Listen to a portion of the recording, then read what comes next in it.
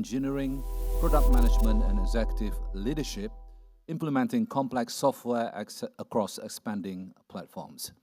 He is a PhD holder in computer science from Beihang University, specializing in software quality. He serves as president of the Pacific Northwest Software Quality Conference. An avid traveler himself, ladies and gentlemen, please welcome Mr. Philip Liu, XBOSoft USA.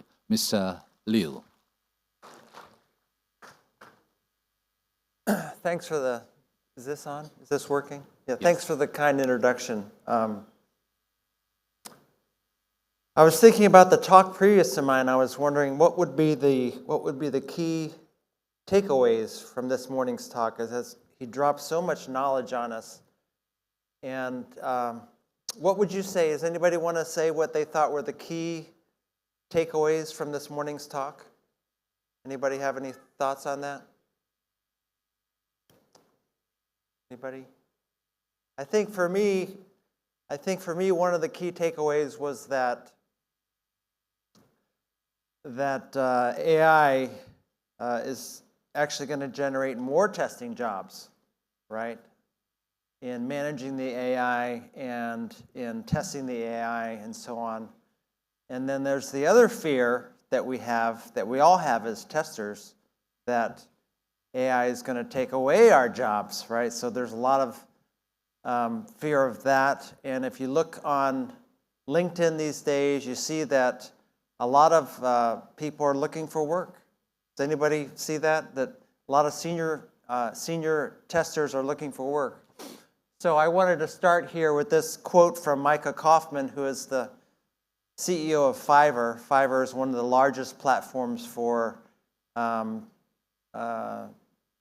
subcontractors. And so he says that AI is here, and the unpleasant truth is that it's going to take our jobs, and it's even going after his job as the CEO.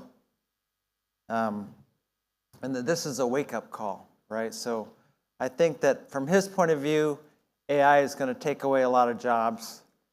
But the question is, what kind of jobs, right? And what kind of jobs will we be left with as testers? What will our jobs migrate to or change to? And so I just wanted to show a live demonstration of AI actually doing some testing.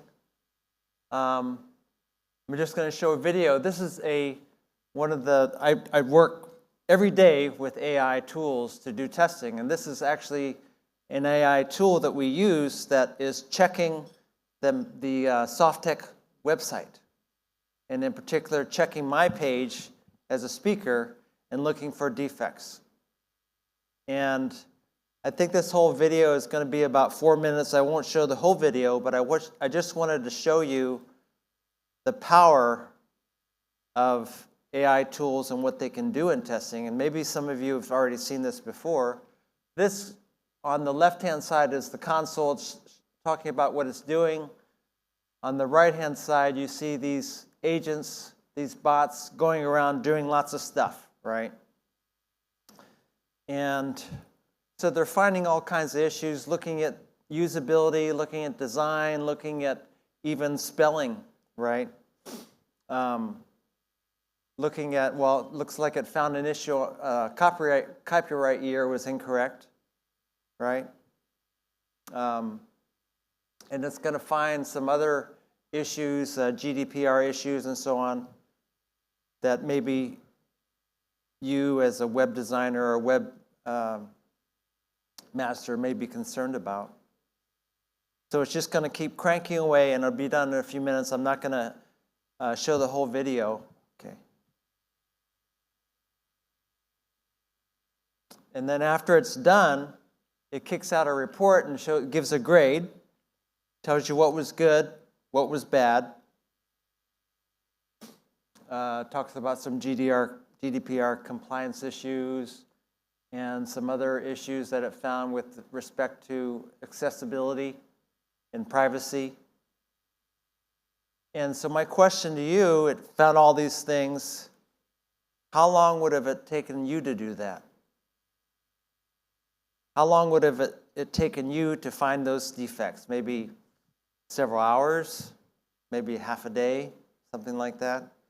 So that really is, really demonstrates the power of some of these AI tools to help us as testers to find defects, right? So the thing is that I'm not going to talk about that today. I just wanted to show you the power of it.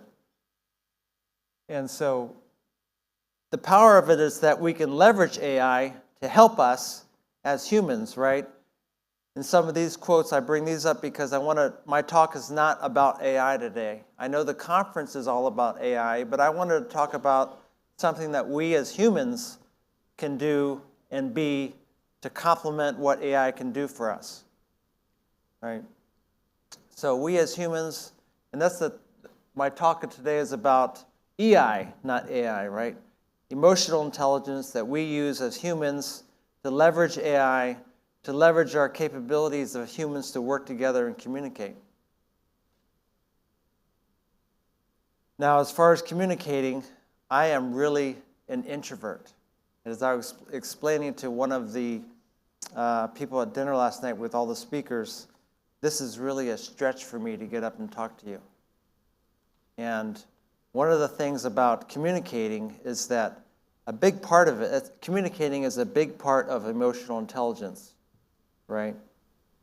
So I just wanted to talk to you about my journey in communicating and developing my own emotional intelligence, and hopefully you'll get a couple takeaways from today. Just a little background on myself. As the speaker mentioned, I'm the CEO of XBOSoft. I've been in testing for over 20 years. And I've seen everything from manual, then we went to mobile and automated testing and so on. And now I work with a joint venture with testers.ai, and it's called Iceberg QA. And the iceberg comes because 90% of an iceberg cannot be seen. And that would be some of the things that AI can do, whereas we humans on the top are looking down, thinking about what's going on underneath with the AI doing the testing for us. Just a little introduction about myself. I like to make bread, and I like to make pies too. And I also like to do gardening. So what would you think would be the commonalities between those things? Anybody have any ideas? Well, they're not very common at all.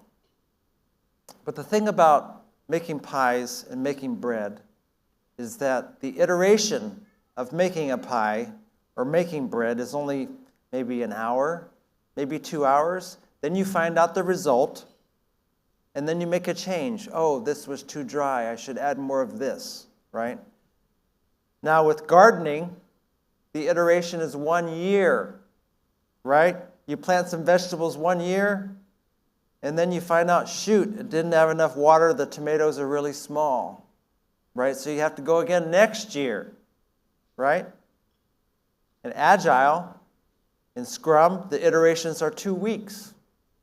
So based on the iteration, you have the opportunity to improve, right? And so what I'd like to talk to you about today is that every interaction that you have with people is an iteration. So whenever you have a conversation with someone, that is an iteration for you to look at and improve.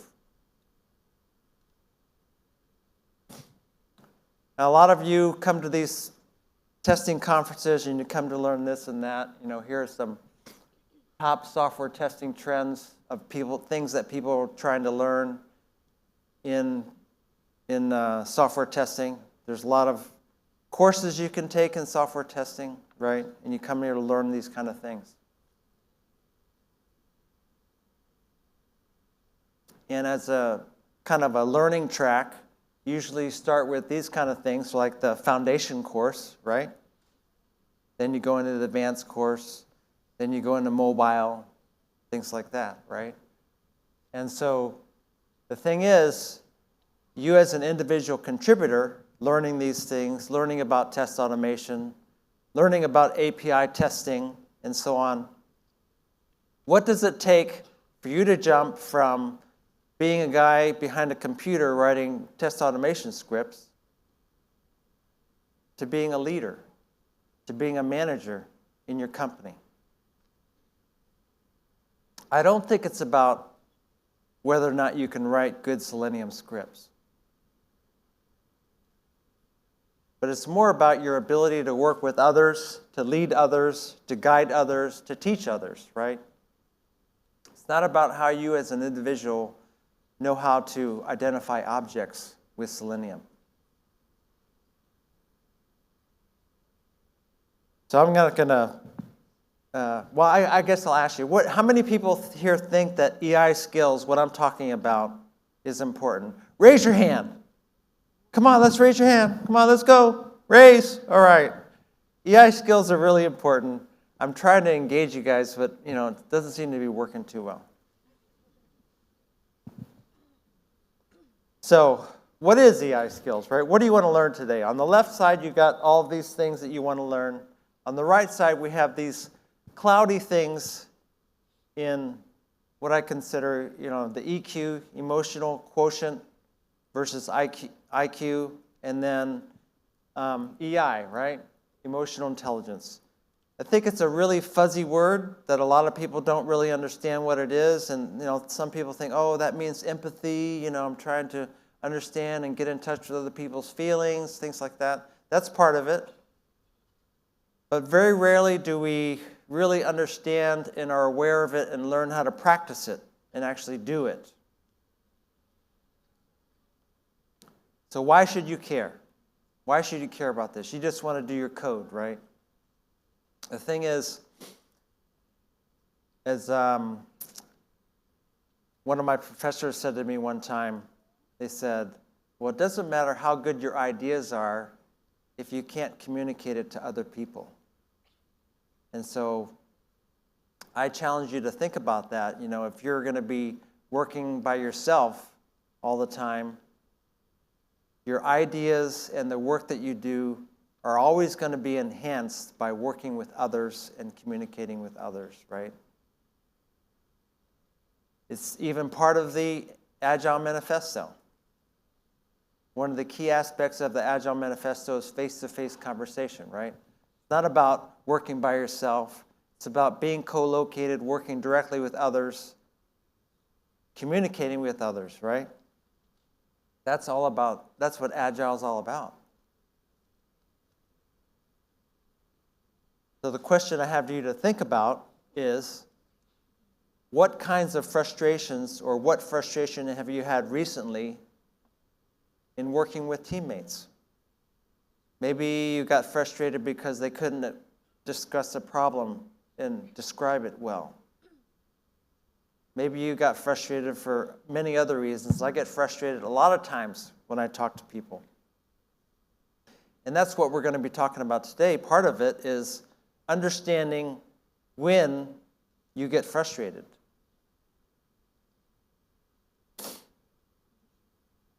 So we as humans, in working with AI and maintaining our competitive edge as humans, need to think about our strengths as humans. What are those strengths? What are the differences between us and other primates or other animals? Does anybody think of the key differences in those things, besides being able to walk and carry things and run long distances? What are the things that really differentiate us as humans versus the other primates? Well, the first thing, one of the things, is that we have a deep and rich language, right? We can describe things very, very definitively. So, for instance, if you have two gorillas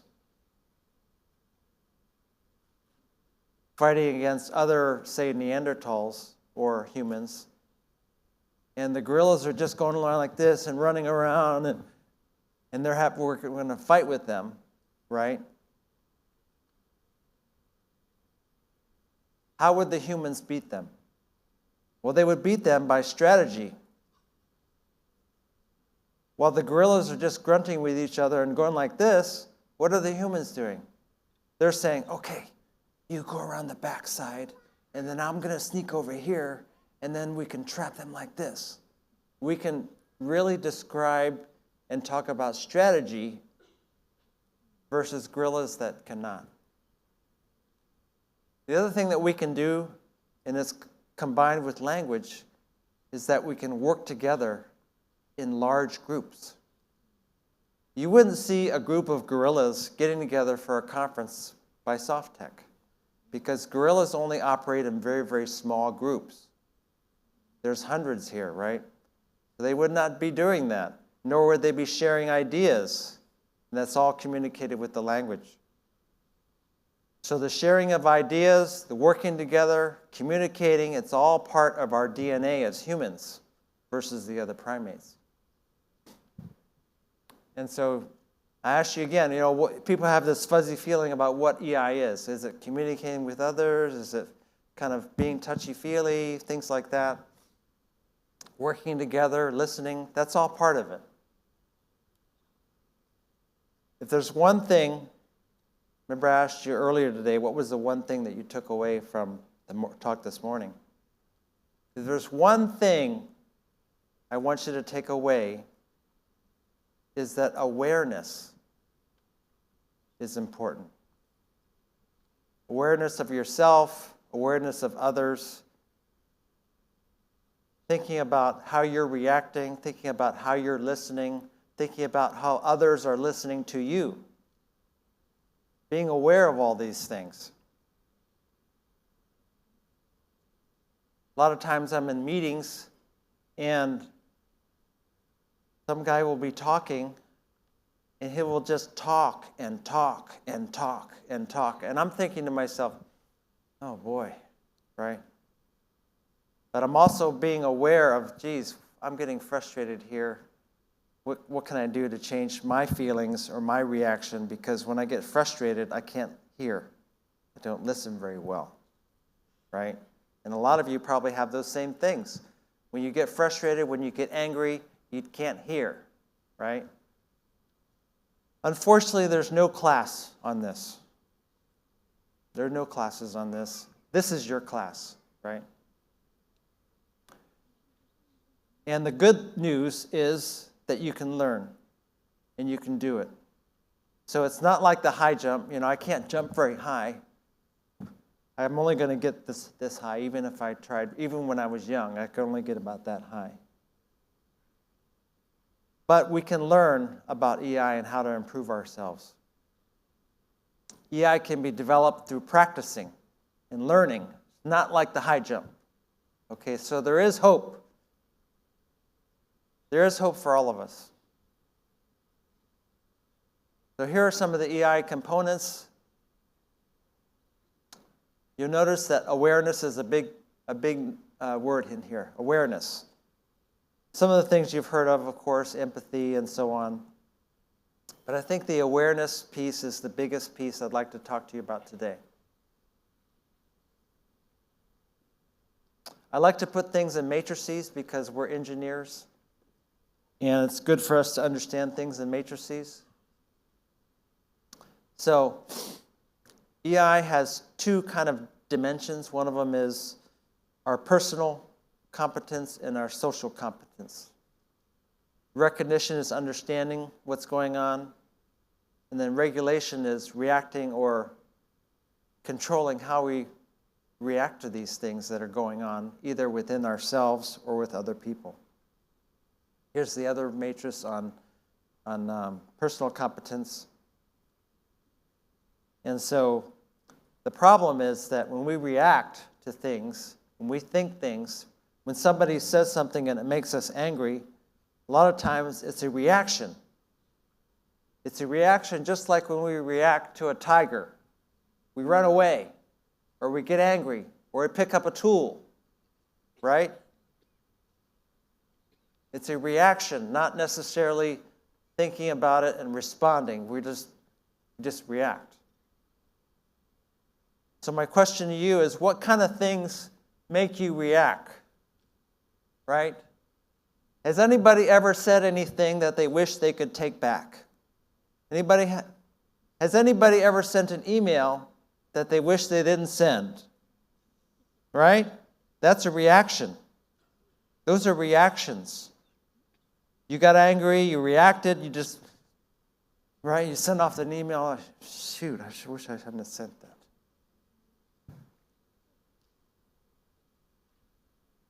And sometimes we say things to family members that we wish we could take back. And unfortunately, most words cannot be taken back, unfortunately. We wish they could, but once something is heard, it cannot be unheard. So think about your triggers. I always think about things that get under my skin. What is something that gets under your skin? Well, for me, sometimes somebody's gestures may get under my skin.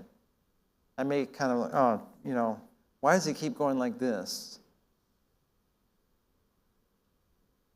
A lot of times when I can't hear or understand, I get irritated.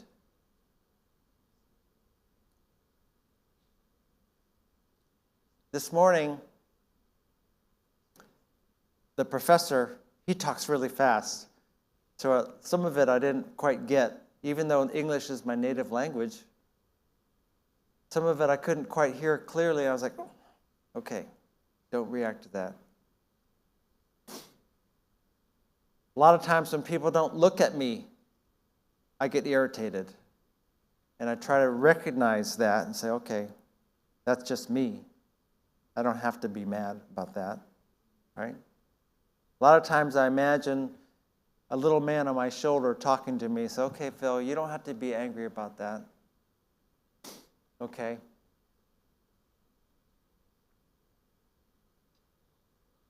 So take a moment, just think about it. Write your own list of things that you get irritated about and think about how you can change that. That's part of being aware, right? I write down some things here, the way that we react. A lot of times when people, maybe I send an email or I send a text to somebody and they don't get back to me right away, what are you thinking? What are you thinking if somebody doesn't get back to you? Well, maybe after a few hours, like, oh, I guess they're busy. And then maybe a few hours later, it's like, shoot, I guess they don't really care. Right? And so what I'd like you to think about is responding rather than reacting. Thinking a little bit. In Daniel Kahneman's book on thinking fast and slow, he mentions System 1 and System 2. Anybody read that book? It's a pretty famous book on thinking fast and slow. And System 1 is just reacting versus System 2, which is really processing it and thinking about it and responding rather than reacting. So here are my triggers. Not feeling valued. I don't feel cared about. Anybody ever have these feelings? Not being listened to? Everybody has these feelings in some form or another when something happens to them. Being ignored, invalidated. Somebody said, I'm stupid or whatever in some way, shape, or form.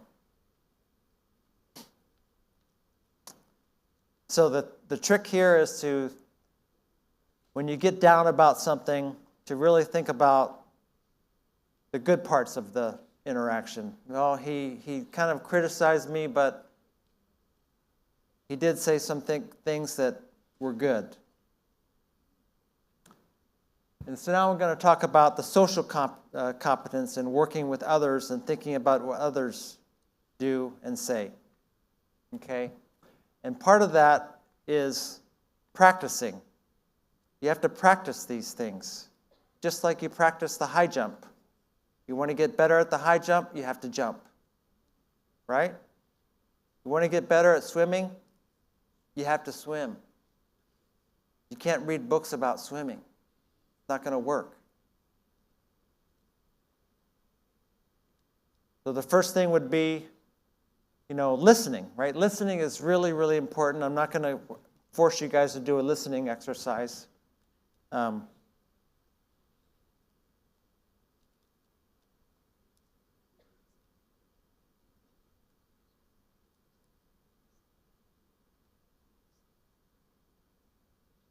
But I will ask a question. When you listen, what's going through your mind when you're listening? Most of the time when you're listening, what are you doing? You're usually thinking of how you're going to respond what questions you have or comments that you have before they're finished talking.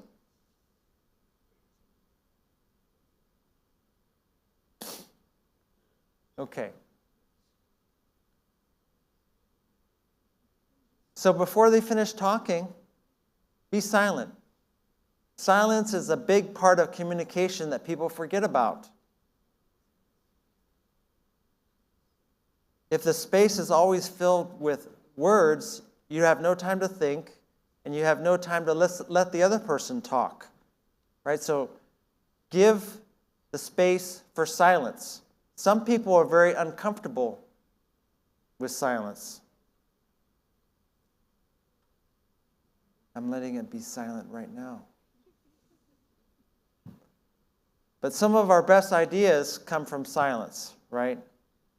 So let there be silence in meetings. Let there be silence when somebody's talking and they pause. That doesn't necessarily mean you have to interject and fill the space with your words. And just like I said, don't mentally prepare a rebuttal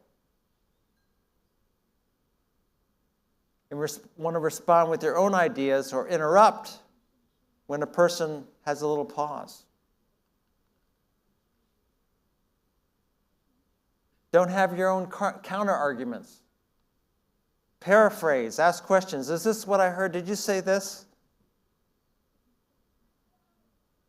Is this what you meant? And this is, I think, the most important thing here. It says, the goal of listening is to gain information and perspective. Not to, be right about your point of view, but to listen to the other person and gain perspective and information. That's the goal of listening. Not to prove your point, not to get ready to respond, right? So we want to avoid jumping in and kind of moving the conversation of trying to convince them of something rather than just listening.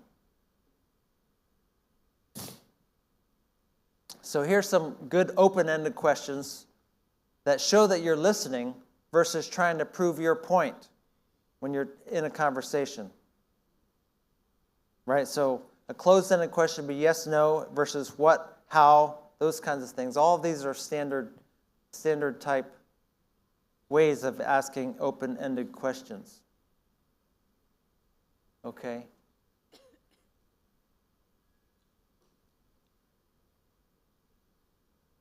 Don't respond with yes, but. Respond with yes, and. That's a good trick. Try not to say but, say yes, and. So when you say yes, but, the but after the but is a negative thing. When we respond with yes, and, it opens for other ideas. So I'm not going to ask you to do this, but think about that. Think about how you ask questions when you're in a conversation. Are they open-ended questions or closed-ended questions? Are they questions that try to move the person to think the way that you do?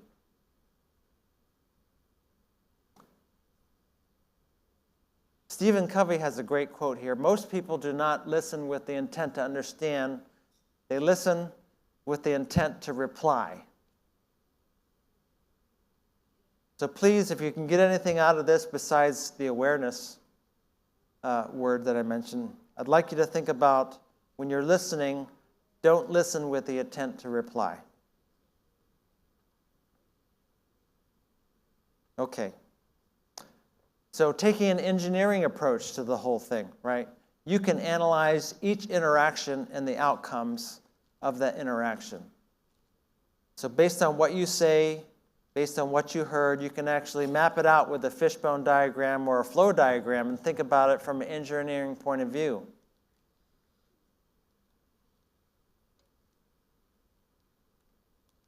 So examine your own triggers. I mentioned some of my triggers that get me upset or get me irritated when I'm in a conversation, whether it be with a family member or with a team member. How many people get irritated by certain members of your team? Does anybody get irritated by certain members of your team? I'm sure you do. You just don't want to raise your hand. I know. It's okay. Practice. You can't get better at public speaking by sitting in a room. You can't get better at swimming. That's not me, but I really work hard on my swimming. And awareness is a big deal in swimming. And you always want to be aware of where your arms are. I film myself swimming, looking at my arm position.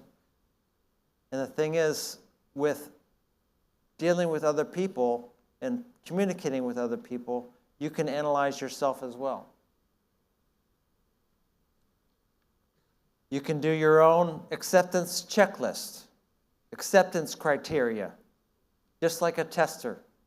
What are the acceptance criteria that you have for communicating and interacting with your teammates? Did I put away my phone? That's an acceptance criteria for yourself, right? Did I allow space for silence? Was I already thinking about a reply before they finished? That's another acceptance criteria, right? Were my questions open-ended? Did I look at the person when they're talking to me? Or was I just kind of jotting down notes, talking like this? Yeah, okay. Was I doing that, or was I like really listening to them? And so just like Scrum, you can do your own iteration, your own cycle of feedback and improvement. You can have your own, every interaction that you have, whether it's outside having a break with coffee, or you're sitting down with your lunch, with your teammate, or with your family at dinner, those are iterations of your EI improvement. And so today, when you leave today, what are your big takeaways? I'd like you to think that your big takeaways would be awareness, right?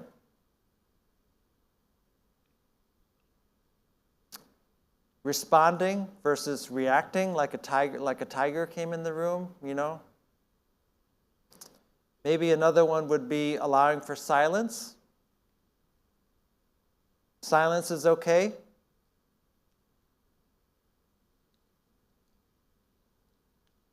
If I were to draw a diagram, process diagram, these are the kind of things that I would think about, right? What are my triggers? Do I allow space for silence? Am I reacting versus responding? And how can I apply these things into my daily stand-ups? How can I apply these things to my family dinners at home? How can I listen more to my children? Let them finish before I respond. Listen totally before I think about how I'm going to tell them what the rule is, right? And I hope that you got a couple of good takeaways from today. This is one of my favorite books. I wanted to give a reference here. This is Lincoln on Leadership. And, you know, Lincoln was one of the famous presidents in the United States. And one of his techniques, as you know, one of the famous generals that he worked with was General Grant. And before General Grant, what you don't know is that there are 10 other generals that he went through that he fired. And each of these generals did something that really irritated him, right? Back then, they didn't have telephones or emails. They had letters, right? And so what he would do is he would write a letter to this general, usually a very angry or scathing letter, and then he would put it in his desk drawer. He would put it in his desk drawer and leave it there for a week. he would take it back out, and most of the time he would never send the letter. And so I learned that from this book, and I hope that you learned that as well as some other things from today about responding versus reacting, understanding your triggers, and how to listen to people. And that's it for today. Thank you very much. Does anybody have any questions? I try to get you guys to ask questions, but you don't seem to want to do that. Does anybody have any questions? Remember, I'm an introvert. So if you have any questions, please ask. Anybody have any thoughts or no? All right, thank you. Thank you, Mr. Liu. Well, probably they write on a slide, though, so you get a lot of questions later on, I think. Yeah.